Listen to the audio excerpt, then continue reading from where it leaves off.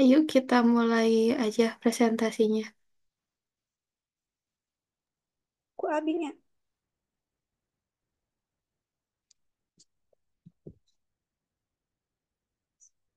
Assalamualaikum warahmatullahi wabarakatuh.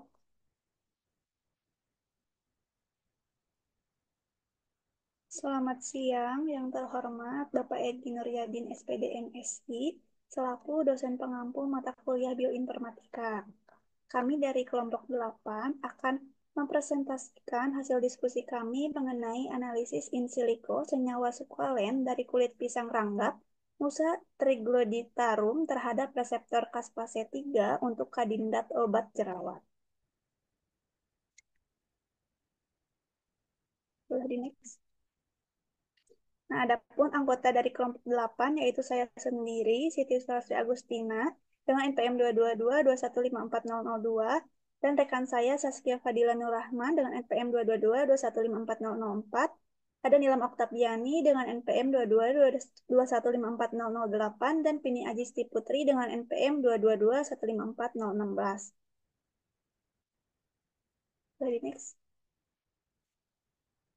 Nah, yang pertama ada abstrak. Nah, yaitu penelitian ini mengenai senyawa sukalin dari kulit pisang ranggap yang menunjukkan bahwa sukalin ini termasuk ke dalam golongan triterpenoid yang memiliki potensi sebagai kandidat obat jerawat. Nah, sukalin ini berfungsi sebagai komponen utama dalam sebum yang dapat membantu melumasi kulit dan menjaga kelembapan. Nah, adapun manfaat lain dari sukalin ini dalam pengobatan jerawat yaitu sebagai antioksidan yang mengurangi kerusakan oksidatif akibat radikal bebas dan faktor yang sering memicu jerawat. Nah, selain itu, sukalin juga bersifat antiinflamasi yang berfungsi mengurangi peradangan dan iritasi pada kulit. Nah, metode yang digunakan pada penelitian ini yaitu menggunakan pendekatan in silico dan teknik molekular docking dengan bantuan aplikasi digital seperti Pirex dan Discovery Studio. Nah, sukulin ini memiliki nilai binding affinity sebesar minus 5 sampai 3 kkl per mol. Nah, ketika berikatan dengan reseptor caspase 3, nilai ini menunjukkan interaksi yang cukup kuat antara sukulen dengan reseptor yang penting dalam konteks efektivitas senyawa sebagai obat. Nah, sukalin juga menunjukkan potensi besar sebagai kandidat obat oral karena sifat antioksidan dan antiinflamasinya yang berguna untuk kondisi seperti jerawat. Nah, senyawa ini juga aman dengan toksikitas rendah dan memiliki permeabilitas yang baik yang dapat memungkinkan penyerapan efektif di sistem pencernaan. Nah, namun penelitian ini perlu penelitian lanjutan gitu untuk memastikan formulasi dan mekanisme kerjanya agar dapat digunakan secara aman dan efektif sebagai obat oral alami. Boleh di next. Nah, adapun pendahuluan yang akan disampaikan oleh rekan saya Saskia Padilla Nur Rahman dipersilahkan. Baik, terima kasih kepada moderator atas kesempatannya. Di sini saya akan menjelaskan bagian pendahuluan dari artikel yang telah kami buat. Yang pertama, saya akan menjelaskan tentang jerawat. Jerawat atau akne vulgaris adalah salah satu masalah kulit yang paling umum dialami oleh banyak orang, terutama di kalangan remaja dan dewasa muda. Nah, kondisi ini ditandai dengan adanya peradangan polikel rambut dan kelenjar sebaceous yang dapat menyebabkan kemunculan berbagai jenis lesi kulit seperti komedo, papula, pustula, dan nodul. Nah, ini ada angka kejadian yang mana di diagram ini bisa dilihat kalau diagram ini menunjukkan bahwa secara umum jerawat itu dialami oleh 80% dari populasi masyarakat berusia 12 sampai 44 tahun. Artinya di sini bisa dilihat kalau jerawat itu hampir setiap orang pernah mengalaminya, terutama pada usia muda. Nah, ini juga ada data prevalensi terjadinya jerawat, yang mana prevalensi ini tertinggi terjadi pada wanita berusia 14 sampai 17 tahun, di mana sekitar 83 sampai 85% wanita dan 95 sampai 100% pria dalam kelompok usia 16 sampai 19 tahun itu pernah mengalami jerawat. Nah, survei di Asia Tenggara juga menunjukkan bahwa terdapat sebanyak 40-80% kasus jerawat. Ini diagram grafik ini menunjukkan prevalensi kasus jerawat di Indonesia berdasarkan data dari kelompok studi dermatologi kosmetika Indonesia. Bisa dilihat dari tahun 2006, 2007 sampai 2009, ini grafiknya naik, yang mana ini menunjukkan kalau prevalensi angka kejadian jerawat itu semakin tahun semakin bertambah.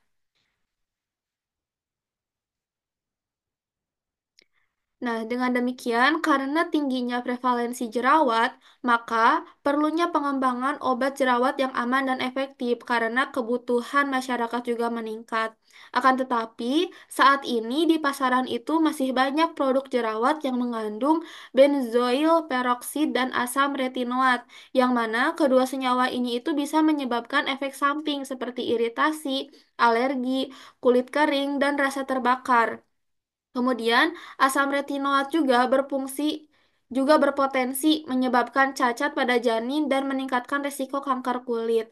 Dengan demikian, perlu pengembangan obat jerawat yang aman dan efektif. Dan di sini kami menemukan squalene sebagai kandidat yang menjanjikan untuk pengembangan obat jerawat. Namun, squalene ini bisa ditemukan dan banyak ditemukannya di minyak hati hiu. Akan tetapi, jika kita terus memburu hiu untuk mendapatkan minyak hatinya dan mendapatkan senyawa squalene supaya bisa mengembangkan obat jerawat, ini itu adalah tindakan yang kurang menjanjikan gitu atau tidak berkelanjutan, tidak sesuai dengan Sustainable Development Goals. Oleh karena itu, kita menemukan alternatif lain yaitu dengan memanfaatkan kulit pisang ranggap. Karena dari hasil uji gas kromatografi mass spektrometri atau uji GCMS ini menunjukkan bahwa senyawa squalene ini merupakan senyawa tertinggi yang dapat ditemukan di kulit pisang ranggap. Ini nomor 77 bisa dilihat. Ini grafiknya itu yang paling tinggi dan nomor 77 itu adalah squalene. Dan sementara itu, di sini kaspase berperan dalam apoptosis yang membantu untuk mengurangi kelebihan sebum dan mencegah jerawat. Yang mana dengan memodifikasi jalur apoptosis ini, maka dengan menginteraksikan caspase-3 dan juga squalene akan berpotensi menjadi strategi yang efektif dalam pengobatan jerawat dengan mengatur kesehatan sel kulit dan juga mengurangi peradangan. Oleh karena itu, kita eh, melakukan penelitian analisis in silico dengan menganalisis senyawa squalene dan juga caspase supaya menjadi kandidat obat jerawat. Demikian yang dapat saya sampaikan. Saya kembalikan lagi kepada moderator. Baik, terima kasih kepada Saskia. Yang selanjutnya ada metode penelitian yang akan disampaikan oleh saya sendiri. Nah, pada penelitian ini mengenai analisis sukalen dari kulit pisang ranggap terhadap reseptor fase 3 untuk kandidat obat jerawat secara in silico, yaitu menggunakan metode penelitian kuantitatif yang berfokus pada pengumpulan data dan analisis nah, deskriptif yang bertujuan untuk memberikan gambaran rinci mengenai data-data yang dihasilkan dan metode in silico yang merupakan penelitian yang dilakukan melalui pemodelan digital.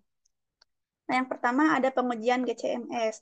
Nah, pengujian GCMS ini yaitu suatu teknik analisis yang digunakan untuk memisahkan dan mengidentifikasi senyawa kimia dalam suatu sampel. Nah, proses pengujian GCMS ini melalui persiapan sampel, injeksi ke dalam sistem kromatografi gas, pemisahan senyawa di dalam kolom berdasarkan volatilitas, serta deteksi dan analisis di spektrometer. Nah, di dalam spektrometer ini, senyawa diionisasi dan dipisahkan menurut rasio massa muatan yang dapat menghasilkan spektrum massa untuk diidentifikasi. Nah, data kemudian dianalisis dan dibandingkan dengan database referensi untuk memastikan identifikasi senyawa yang tepat. Nah, yang kedua ada preparasi ligan dan reseptor. Nah, proses ini itu preparasi ligan dan reseptor dilakukan dengan aplikasi Pirex. Adapun langkah-langkahnya yaitu diantaranya membuka aplikasi Pirex, kemudian klik Start, tekan Open Bubble, kemudian Insert New Item untuk menginputkan ligan. Nah, lalu pilih file ligan dengan format SDF yang telah diunduh. Nah, kemudian klik kanan dan tekan Minimize All sebanyak 3 kali dan selanjutnya klik kanan kemudian save as dan dengan format PDB. Nah, yang selanjutnya ada molecular docking. Nah, proses molecular docking ini dilakukan dengan aplikasi Pirex. Nah, adapun langkah-langkahnya yaitu membuka aplikasi Pirex, kemudian klik start.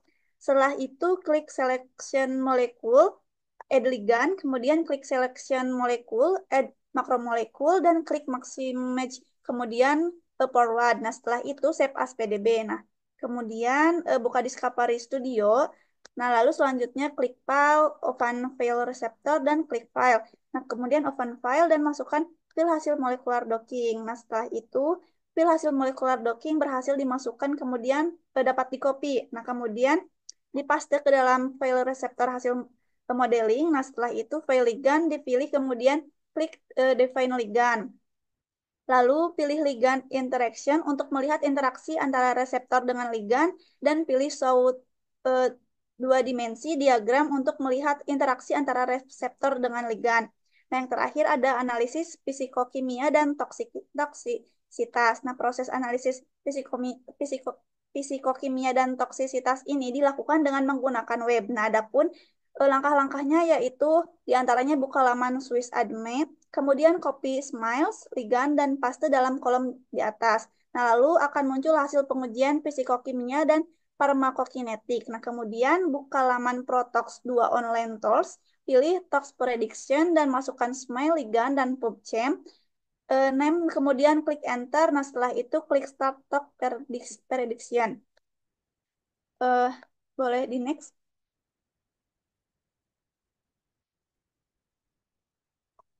Nah, untuk pembahasan selanjutnya yaitu akan disampaikan oleh rekan saya Nilam. Kepadanya dipersilahkan.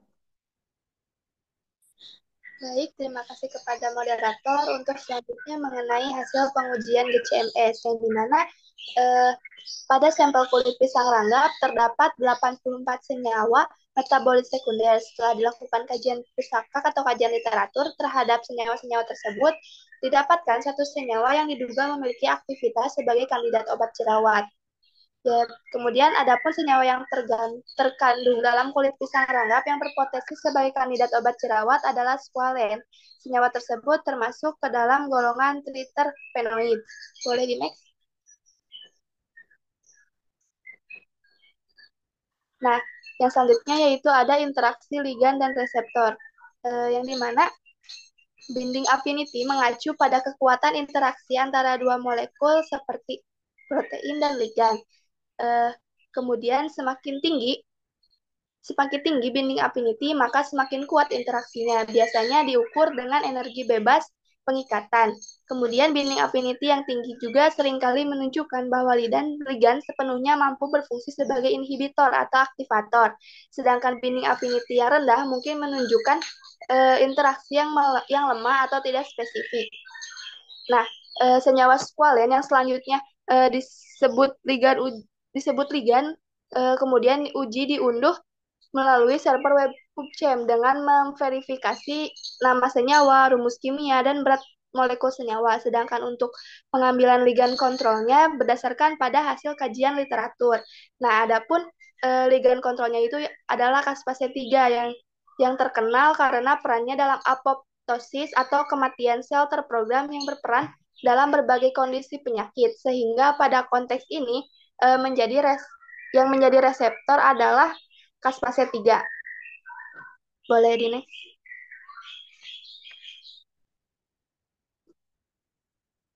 Nah, untuk selanjutnya yaitu mengenai validasi reseptor.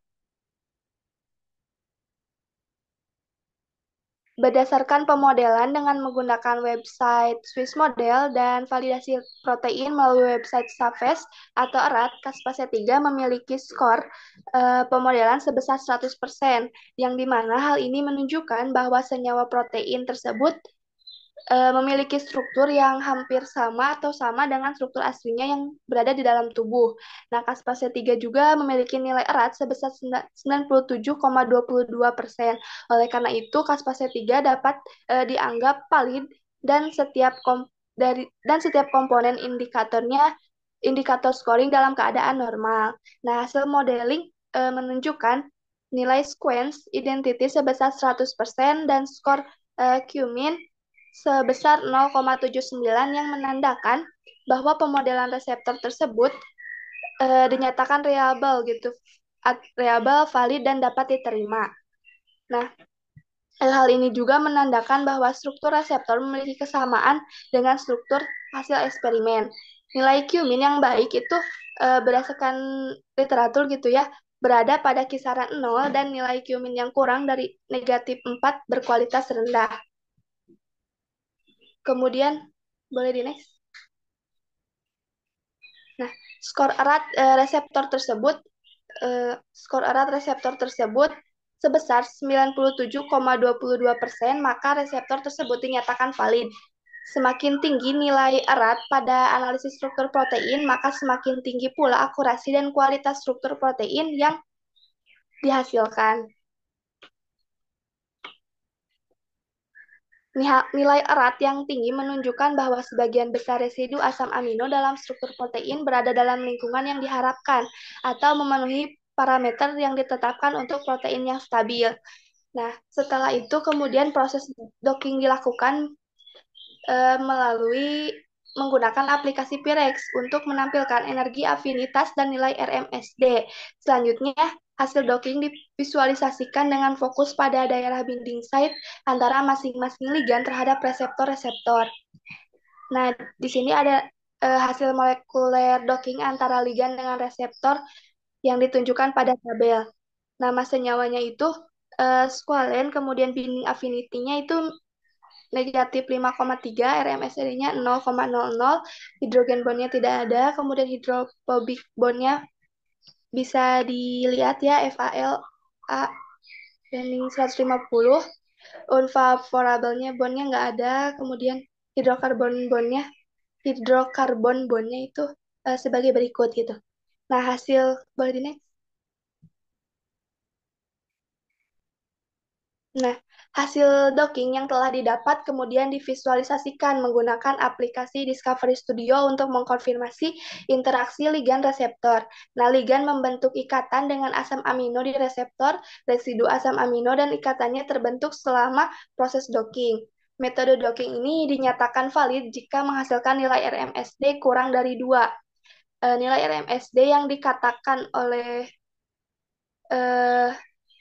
Januar Matrix Mutiara gitu ya, dapat diterima apabila menunjukkan bahwa pemodelan docking molekuler dapat dianggap valid jika nilai RMSD berada kurang dari 3 dan optimal jika kurang dari 2, sehingga hasil docking ligan terhadap reseptor dinyatakan valid. Nah, berdasarkan binding affinity-nya, ligan memiliki ikatan dengan reseptor caspase 3 dengan nilai binding affinity-nya adalah negatif 5,3 kcal per mol gitu. Binding affinity adalah ukuran seberapa kuat suatu ligan berikatan dengan reseptor. Nah, ikatan yang terbentuk pada residu asam amino seluruh ligan dengan reseptor adalah ikatan hidrokarbon dan hidrofobik. Interaksi alkil dapat meningkatkan stabilitas hubungan antara ligan dan reseptor dengan berinteraksi dengan residu asam amino nonpolar di situs aktif. Boleh di next? Di situs aktif. Nah, selanjutnya interaksi pi-alkil terjadi ketika atom karbon dalam rantai alkil berinteraksi dengan elektron pi dari ikatan ganda pada senyawa aromatik yang juga meningkatkan afinitas pengikatan ligan. Selain itu, interaksi pi sigma melibatkan elektron pi dari ikatan ganda yang berinteraksi dengan ikatan sigma dari atom lain. Nah, yang berkontribusi pada afinitas pengikatan. Kedua jenis ini, interaksi ini penting dalam pengembangan obat karena mempengaruhi kemampuan senyawa untuk berikatan dengan target dan potensi terapeutiknya. Sekian yang dapat saya sampaikan, saya kembalikan kepada moderator.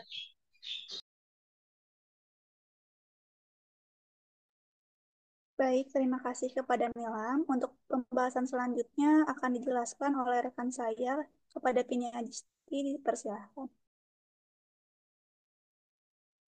Baik, terima kasih kepada moderator atas kesempatannya. Selanjutnya di sini saya akan melanjutkan mengenai bagian hasil dan pembahasan.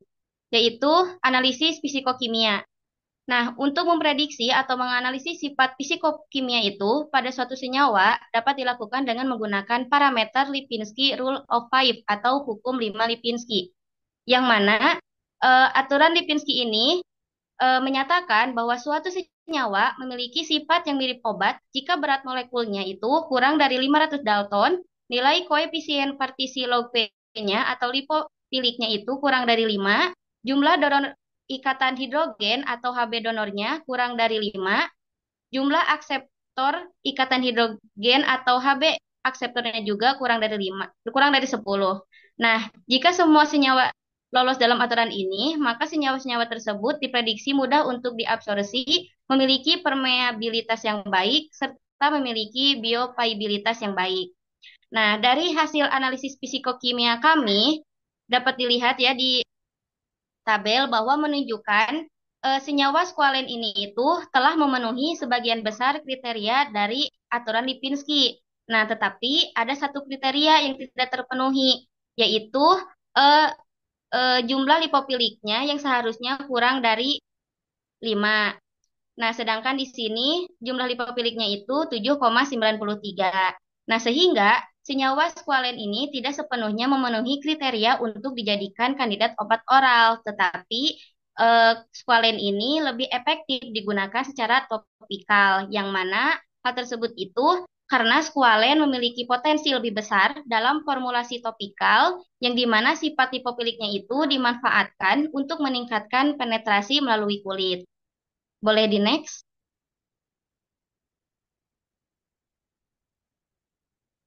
Nah, yang selanjutnya yaitu analisis farmakokinetik. Prediksi profil farmakokinetik dilakukan menggunakan web server Swiss ADME dengan parameter yang diuji yaitu meliputi water solubility, absorpsi atau penyerapan GI dan substrat PGP, parameter distribusi atau permeabilitas BBB, parameter metabolisme, lalu parameter ekspresi. Nah, dapat dilihat gitu di tabel bahwa hasil analisis farmakokinetik ini itu pada skualen menunjukkan bahwa skualen tersebut memiliki untuk nilai WS-nya memiliki kelarutan yang sangat rendah dalam air.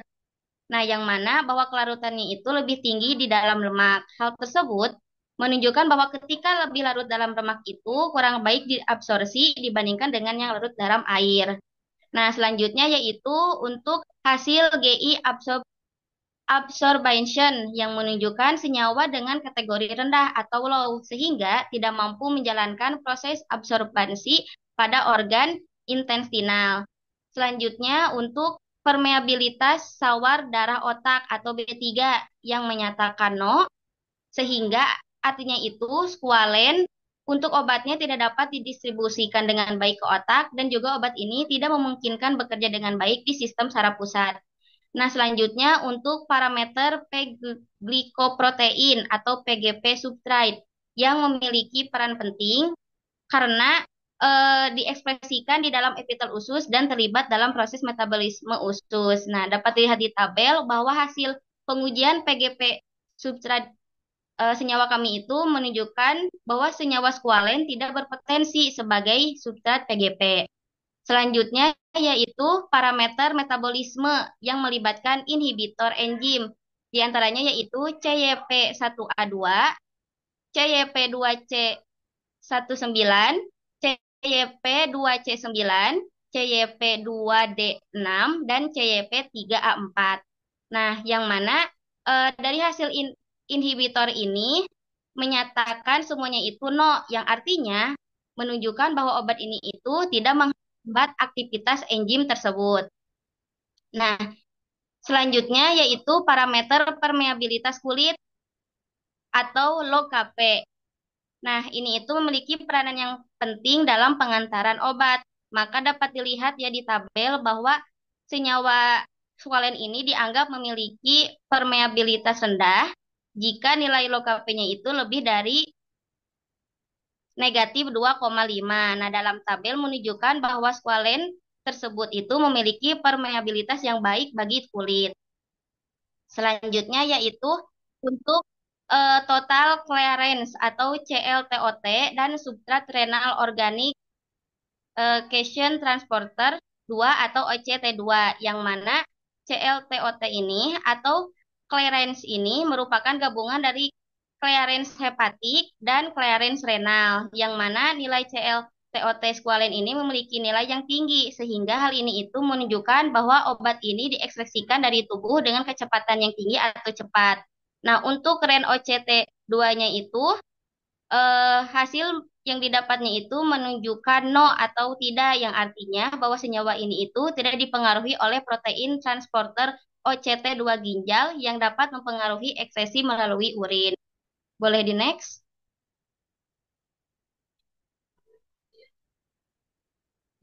Nah, yang selanjutnya yaitu analisis toksisitas.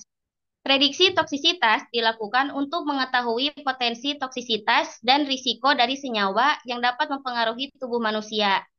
Klasifikasi kelas toksisitas menurut Globally Harmonized System atau GHS terbagi menjadi 5 kelas. Kelas yang pertama bersifat fatal jika tertelan, kelas kedua juga fatal jika tertelan, kelas ketiga beracun jika tertelan, kelas keempat berbahaya jika tertelan, dan kelas kelima berpotensi berbahaya jika tertelan. Nah, dari hasil analisis kami, yaitu menunjukkan bahwa hasil toksisitas dari senyawa squalene ini memiliki level pada tingkat 5 dan dengan dosis yang tinggi yaitu sebesar 5.000 mg per kilogram.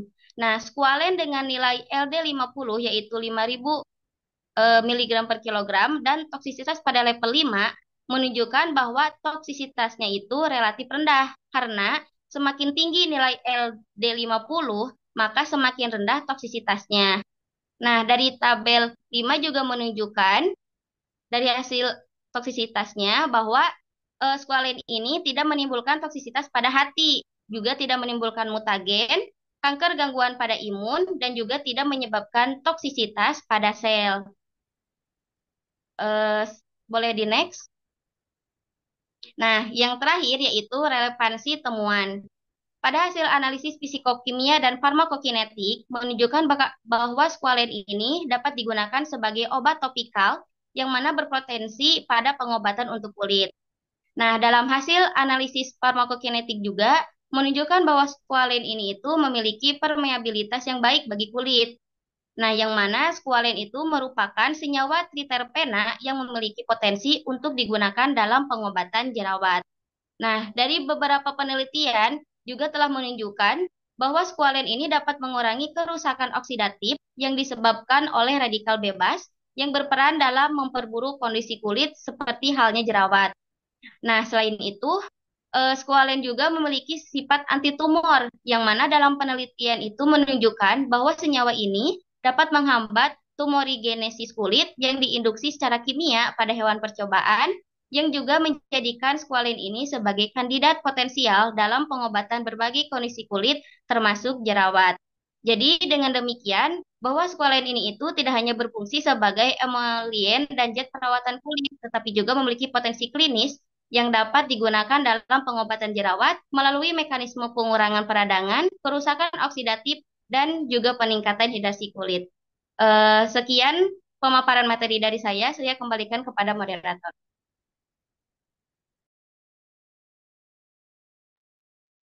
Baik, terima kasih kepada Vini. Boleh di next. Nah, mungkin pembahasan demi pembahasan telah selesai. Nah, adapun kesimpulannya yaitu penelitian menemukan bahwa squalene dari kulit pisang ranggap berpotensi besar sebagai obat jerawat alami. Nah, squalene yang merupakan komponen utama sebum berfungsi melumasi dan menjaga kelembapan kulit. Nah, senyawa ini memiliki sifat antioksidan dan antiinflamasi yang efektif mengurangi kerusakan radikal bebas dan peradangan. Nah, dengan binding affinity kuat terhadap reseptor caspase-3, squalene menunjukkan interaksi yang dapat meningkatkan efektivitas dalam mengobati jerawat. Nah, temuan ini menunjukkan bahwa squalene dari kulit pisang ranggap bisa menjadi alternatif aman dan efektif dibandingkan obat sintesis. Memberikan solusi ramah lingkungan dan minim risiko iritasi. Nah, diperlukan penelitian lebih lanjut, termasuk uji klinis, untuk memastikan efektivitas dan keamanannya, nah, serta membuka peluang untuk pengembangan produk perawatan kulit alami yang inovatif dan berkelanjutan. Mungkin presentasi cukup sekian. Terima kasih kepada rekan-rekan. Wassalamualaikum warahmatullahi wabarakatuh. Waalaikumsalam warahmatullahi wabarakatuh.